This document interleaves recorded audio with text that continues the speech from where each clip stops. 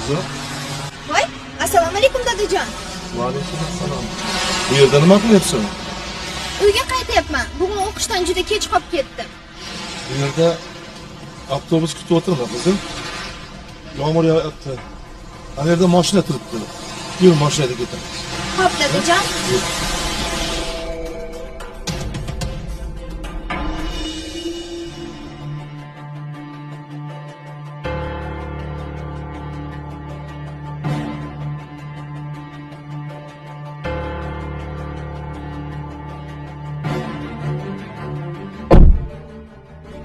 Ketdikmi dadajon?